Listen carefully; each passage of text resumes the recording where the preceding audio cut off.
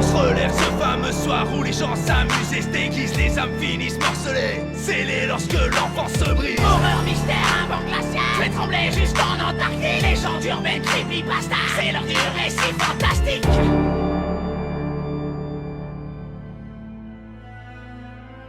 J'aimerais vous parler d'une communauté que j'ai découverte il y a quelques mois. Pour vous donner du contexte, je dois d'abord vous parler de quelque chose dont j'ai honte, même si c'est relativement commun. J'ai toujours apprécié des vidéos que beaucoup trouveraient écœurantes. Tout a commencé avec les Blackhead Removal et autres évolutions de sébum coincés dans les pores de la peau. Bien vite, ce n'était plus suffisant pour satisfaire mon appétit. Je suis donc passé au traitement de kystes en tout genre, puis je me suis attaqué aux ablations de tumeurs. J'ai aussi pu découvrir le monde merveilleux des parasites. Pour les amateurs, je recommande chaleureusement le contenu sur les larves de Dermatobia, des mouches ayant une fâcheuse tendance à pondre des œufs dans la peau de certains primates. Au fil des vidéos recommandées, je suis tombé sur les extractions de dents de sagesse qui m'ont apporté une grande satisfaction. Malheureusement, peu de chirurgiens dentistes partagent en détail leurs pratiques, j'en ai rapidement fait le tour. Alors que je creusais pour trouver plus de contenu du même genre, l'algorithme m'a recommandé quelque chose de nouveau.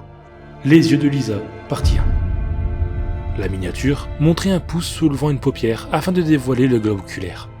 Quelques semaines auparavant, j'aurais soigneusement évité cette vidéo. Je suis plutôt frileux en ce qui concerne les yeux.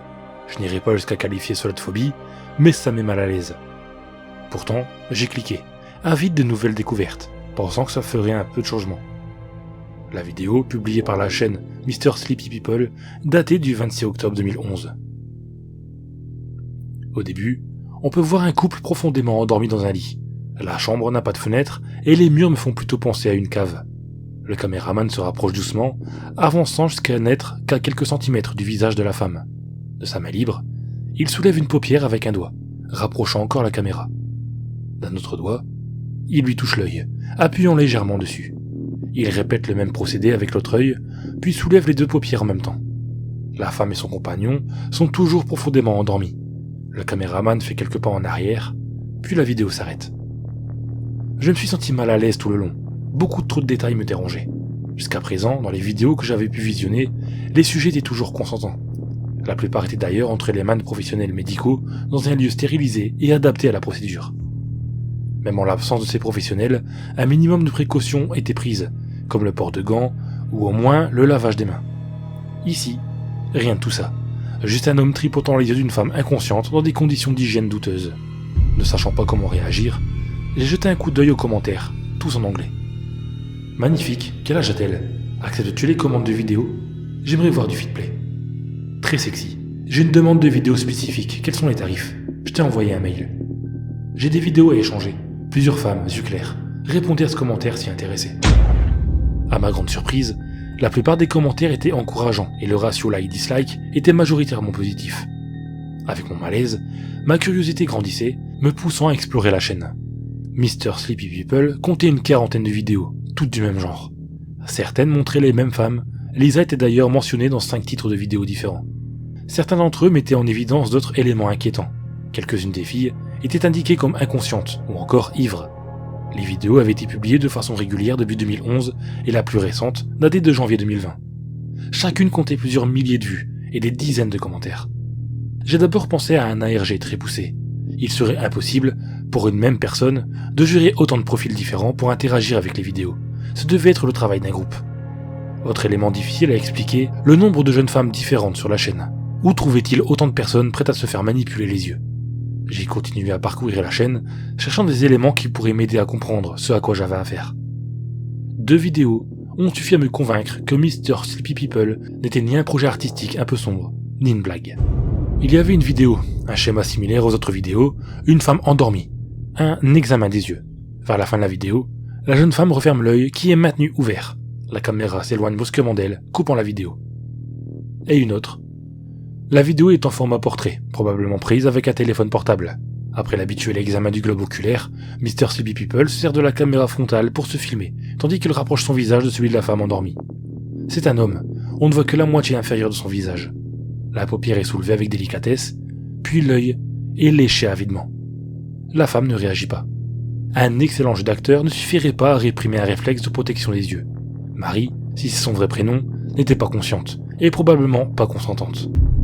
Il m'a alors semblé évident que Mr. Sleepy People profitait de jeunes femmes endormies et parfois droguées. Ses réactions lorsqu'une des victimes semblait prête à se réveiller prouvaient qu'il le faisait à leur insu. Plus déconcertant, pour qu'ils puissent ainsi toucher leur visage et ouvrir leurs yeux, ces victimes devaient être au stade du sommeil lent profond. Durant ce stade, il est difficile de se réveiller et le cerveau devient pratiquement insensible aux stimuli extérieurs. Mr. Sleepy People connaît donc les habitudes de sommeil des personnes qu'il filme. Pire encore, il doit probablement les regarder dormir, attendant le moment opportun pour accéder à leurs yeux sans être importuné. Après avoir visionné plusieurs examens de l'œil, YouTube a commencé à me recommander d'autres vidéos semblables.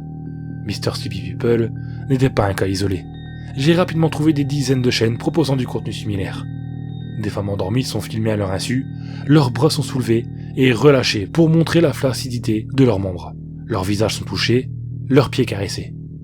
En commentaire, les autres membres de cette sinistre communauté encouragent celui qui publie la vidéo à faire plus.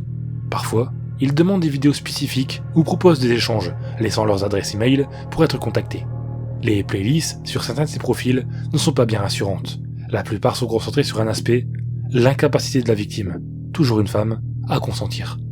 Endormie, évanouie, droguée, elle est un objet à la merci de la personne tenant la caméra. Certaines playlists montrent des techniques d'hypnose, dont ces personnes comptent probablement se servir à mauvais escient.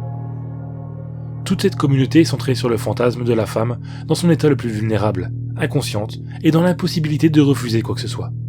Ces membres sont des hommes adultes, partageant ou consommant des vidéos dont ils tirent une gratification sexuelle. Tout cela est fait aux dépens des femmes qui font souvent partie de leur entourage, comme l'indiquent certains titres concernant les mots « ami »,« cousin »,« coup de ce soir »,« coloc » ou « copine de mon coloc ». Ce qui a fini par me dégoûter, c'est que ces femmes sur les vidéos ne sont pas toutes majeures, comme en témoignent des titres tels que « Examen de l'œil sur une enfant » ou encore « J'examine l'œil de ma petite sœur et je joue avec ses cheveux ».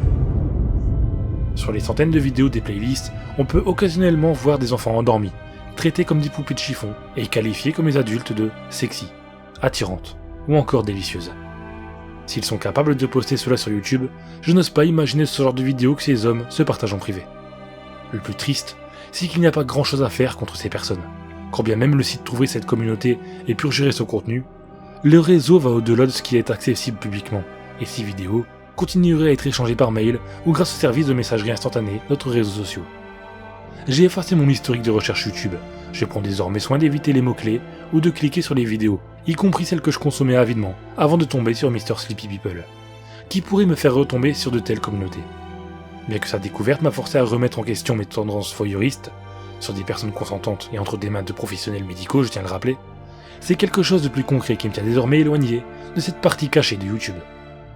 Je n'ai aucune envie de tomber un jour sur une vidéo montrant une femme que je connais.